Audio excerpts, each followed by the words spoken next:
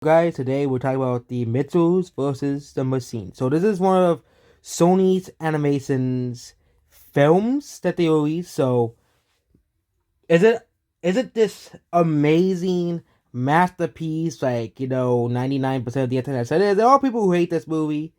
Obviously, don't like this movie, obviously. Or so also to have a perfect 10 score on IMDb's. But this is a movie that came out almost a year ago already, and basically this movie is about family. There are some people who, again, this movie is technically a win for a certain community because at the very end, the main protagonist is, yeah, that's the only part. And again, the thing with this movie is they don't try to force it on the movie. There's a lot of movies where people talk about the agenda of the movie, and there's a lot of movies where it's clearly forced. Like the clearly saying, "Oh yeah," and it's never like naturally. It's kind of like, "Oh yes, let's just force it on them." Okay, like changing characters to blah blah blah or forcing it upon people. When you have a way, if it's like a relationship that happens naturally, again, having a gay relationship in a movie is always going to piss off a certain group of people online. But one of them is the Phantom Menace because they're always going to say it's woke because some people do want gay people represented in movies and games, and in games there are some gay characters, and they don't feel like they're forced, but as well. But this movie mostly focuses on a family who basically throughout most of the movie is very dysfunctional because they don't really get along with each other. Which again, that's most families. If you have a family, or if you had a big family, or at least decent sized family, you'd probably realize, you'll probably relate to a family that's like this, a family that doesn't really get along. And also, they also show in the movie a family who is utterly perfect. It's like the neighbors. They're like utterly perfect and everything, and they're the ones that get caught because they think they're so perfect. And at the movie, the whole family realizes that what matters most is of course the family, and this movie does it better than. And let's compare this movie to a very overrated movie from 2004. You know the movie I'm talking about, The Incredibles. Yeah, this movie does the family aspect better than The Incredibles, which is not surprising at all because The Incredibles is basically like the Fantastic Four ripoff of made by Pixar. And this movie does the whole family aspect way better than The Incredibles. I know The Incredibles fanboys and The Incredibles stars will get angry at this video no matter what, because The Incredibles fanboys basically and fangirls Wars of the Incredibles to no end, calling it one of the greatest films of all time, even though it's nowhere near the greatest films of all time. Another good part are the two robots that you meet late in the movie that get basically malfunctioned, and they basically join the side of the good. Showing that not all robots are evil. And also, it also shows that most of all the robots in the movie are actually obeying the villain of the movie, which is basically a phone. And basically, the phone becomes evil because basically the guy who owns the company with the phone that made the phone just throws the phone away in favor of those robots. Which, if you really kind of feel about it, it's kind of just sad. He kind of just treats the phone like it's garbage. Which it's a pretty good film idea. Phone, how we treat our, which is very similar to Watso's backstory from Toy Story 3. Basically, we really don't really, if something's broken, of course you throw it away, but if you just throw away something old for something new, basically leaving it behind to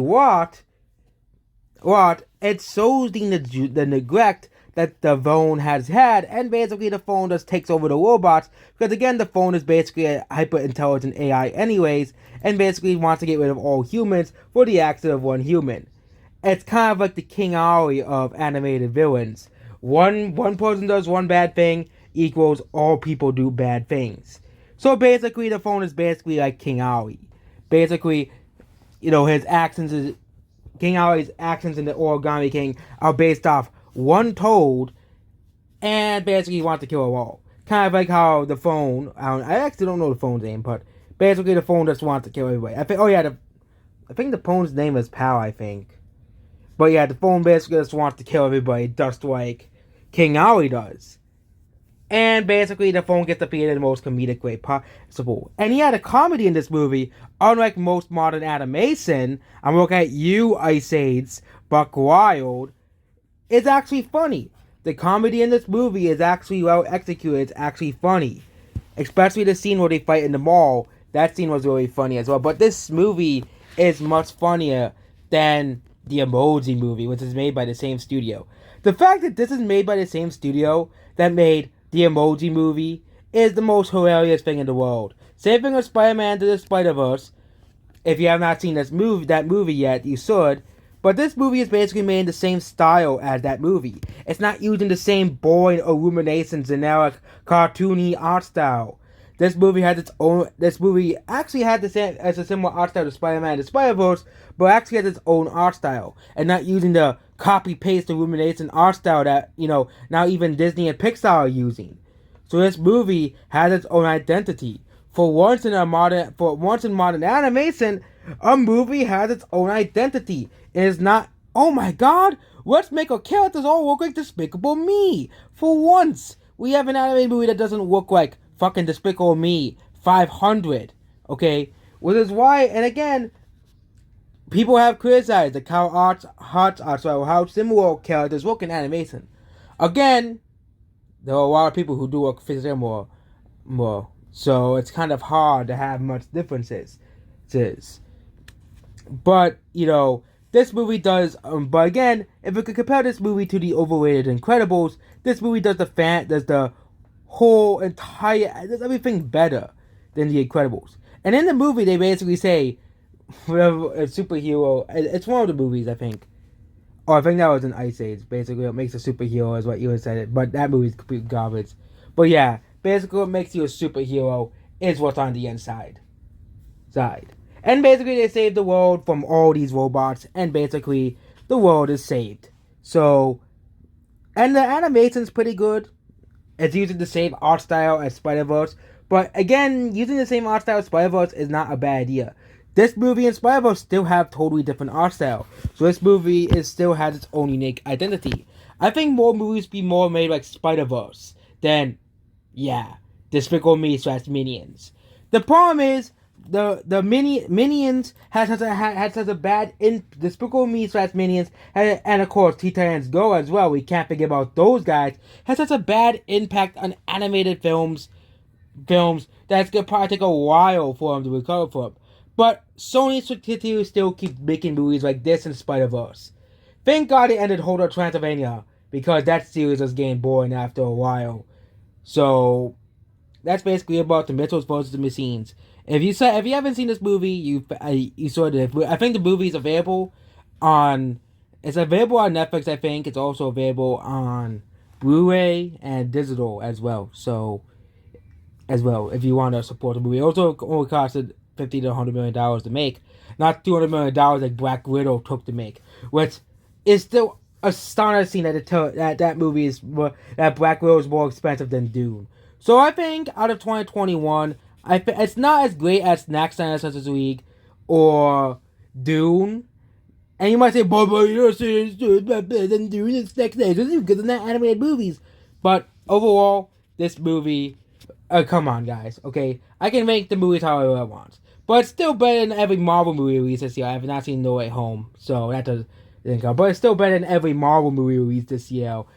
And I'm not watching the Eternals. I know the Eternals are gonna be a pile of bullshit anyway. So, overall, this movie I'll give a 8.9 out of 10. Not the same as the 97% on Rotten Tomatoes, because I don't think it's a perfect movie. This movie definitely has some flaws, but it's definitely much better than 90% of modern animation. It's better than like 90% of animated movies over the past 5 years, besides, of course, Spider-Verse.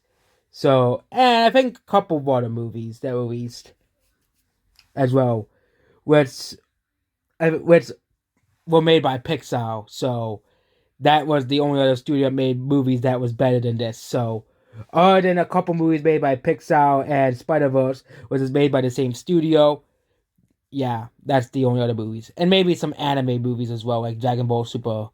But we're not talking about Eastern animes. We're talking about Western animes and movies. So yeah, overall, we're done with this video. It took 10 minutes to review the movie. I know the Incredible fans are gonna dislike this video anyways, because I said this movie's better than The Incredibles. But they just have to cope for once in their life. I was just saying that I don't even talk about The Incredibles to death. So it's kind of like being a dead horse. Goodbye.